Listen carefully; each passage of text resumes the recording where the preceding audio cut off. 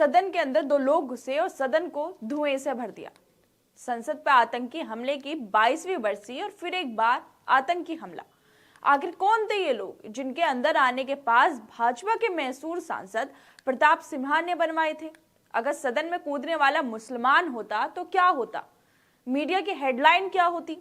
कौन कौन से कनेक्शन निकाले जाते? अगर पास बनाने वाला सांसद मुसलमान होता तो सोचिए राष्ट्रीय सुरक्षा को कितना खतरा होता। किस तरह से सब मुसलमानों को गद्दार बताया जाता। सत्ता पक्ष के लोग कैसे लंबे लंबे चिट्ठे लेकर डिबेट करते, लेकिन सांसद भाजपा का और हमलावरों में भी कोई मुसलमान नहीं है। तो हो सकता है कि कल ये खबर मीडिया चैनलों से भी गायब हो जाए, क्योंकि हमलावर मुसलमान नहीं तो टीआरपी कैसे मिलेगी? अब तो सांसद भी भाजपा का है तो गोदी मीडिया कैसे सवाल पूछ सकती है? संसद की सिक्योरिटी में इतनी बड़ी चूक हो गई, लेकिन ना तो गोदी मीडिया प्रधानमंत्री से सवाल पूछ रहा है और ना ही गृह मंत्री से, क्योंकि सवाल तब जब ही पूछे जाते जब हमलावर मुसलमान होते, सांसद मुसलमान होता। लेकिन अब ऐसा कुछ भी नहीं हुआ तो मीडिया सवाल किससे पूछे? संसद पर हमले की 22वीं बरसी मनाई जा रही थी और जब एक हमला हो गया, लेकिन राष्ट्रीय सुरक्षा को छोड़ मीडिया स्मोकिंग कैंडल को दिखाने में लगा हुआ है, बताने में लगा हुआ है कि देखो सबसे पहले हमारे चैनल ने लोगों को जो हमला किया उन लोगों ने वो हम दिखा रहे हैं, उसके सबूत दिखा रहे हैं। लेकिन इस हमले के साथ ही अभी सवाल उठने लगे हैं कि अगर इस हमले में कोई एक भी नाम मुसलमान का होता तो क्या जब भी मीडिया का यही रवैया होता? इस सवाल का जवाब हर कोई जानना चाहता है, लेकिन आखिर मुसलमानों का नाम भर आने से भी कैसे उन्हें गद्दार, जिहादी, आतंकी बोल दिया जाता है? स्टूडियो को बाकायदा सजाया जाता है, सोशल मीडिया पर ट्रेंड चलाए जाते हैं, लेकिन अब हमलावरों में कोई नाम मुसलमान का नहीं है, इसलिए सब खामोश बैठे हैं। लेकिन इस मुद्दे पर विपक्ष के लोगों ने भी सवाल उठाने शुरू कर दिए हैं। कांग्रेस नेता सुप्रीत श्रीनेत ने ट्वीट करते हुए कहा कि अगर सदन में कूदने वाला मुसलमान होता, अगर एंट्री पास विपक्षी सांसद ने बनाया होता, अगर पास बनाने वाला सांसद मुसलमान होता तो सोचिए राष्ट्रीय सुरक्षा को कितना बड़ा खतरा होता।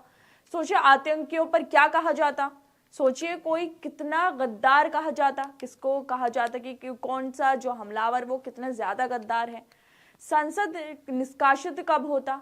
वहीं जिस तरह से इस हमले में लगातार बीजेपी सांसद का नाम आ रहा है कि उनके नाम पर इन लोगों को पास दिए गए, जिससे ये लोग संसद के अंदर घुस गए और फिर संसद की सुरक्षा की कैसी धज्जियां उड़ाई, ये तो हम सब ने देखा ही और ये सब हम लोग जान भी गए।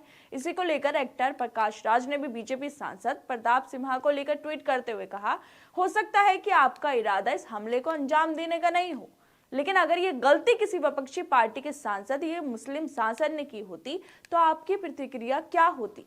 वहीं बॉक्सर विजेंद्र सिंह ने भी कहा कि शुक्र करो कि इस हमले में कोई मुसलमान नहीं है, वरना पता नहीं कौन कौन सा कनेक्शन निकाल दिया जाता अभी तक। लेकिन सवाल अभी भी यही उठ रहा है कि आखिर कैसे आतंकी हमले की 22वीं बरसी पर सदन की सुरक्षा में इतनी बड़ी चूक हो गई?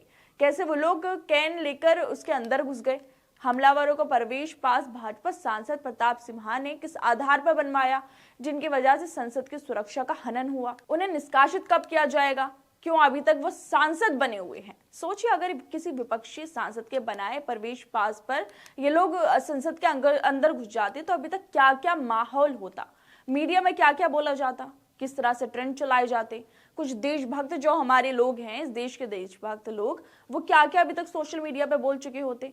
सुरक्षा मोहित सेंधमारी ने गोदी जो मीडिया है हमारी, वो जो सरकार है उससे कुछ भी पूछने के लिए तैयार नहीं है। मोदी सरकार की जो सारी फर्जी डींगे हैं उसकी हवा निकल गई है इस हमले के बाद। जो संसद को सुरक्षित नहीं रख सकता वो हमारी सरहदों को क्या सुरक्षित रख पाएगा? हाँ, एक और बात, इस हमले के बाद हमारा मीडिया भी काफी नाराज होगा, लेकिन इस हमले की वजह से नहीं, बल्कि इस हमले में कोई मुसलमान नहीं है इसलिए, क्योंकि जिस सांसद ने उनको संसद में एंट्री दिलाई वो भी भाजपा का निकला। अब मीडिया क्या प्रोपेगेंडा चलाएगा? मीडिया के लिए अफसोस की बात तो ये है कि इस हमले पे ज्यादा बात भी नहीं कर सकता, क्योंकि ऐसे करने से कुछ नेताओं की सच्चाई बाहर आ जाएगी। तो हो सकता है कि कल से ये खबरें मीडिया चैनल से गायब होने लगे, क्योंकि मीडिया ना तो सरकार से सवाल पूछ सकता है और ना ही उसे इस हमले में प्रोपेगेंडा चलाने का मौका ही मिल पाएगा। तो ऐसे में मीडिया की ही मजबूरी बन जाती है कि इन खबर को अब क्या एंगल दें। कोई मुस्लिम एंगल भी नहीं नजर आ रहा तो खबर चलाने का फायदा भी क्या है? कुछ ही की खबर को अब चैनल शायद हो सकता है कि क्योंकि कोई भी एंगल अब उन्हें मुस्लिम नजर नहीं आ रहा है हमारे मीडिया वालों को, इस वजह से हो सकता है कि अब वो इसको ज्यादा जरूरी खबर भी ना समझे, राष्ट्रीय सुरक्षा की खबर भी ना समझे। इसी वजह से हो सकता है कि अब इस खबर को चैनल से गायब कर दिया जाए। खैर दोस्तों, इस मुद्दे पर आप लोग क्या सोचते हैं? अपनी राय हमें जरूर दें और बाकी तमाम खबरों को देखने के लिए जुड़े रहिए हमारे साथ।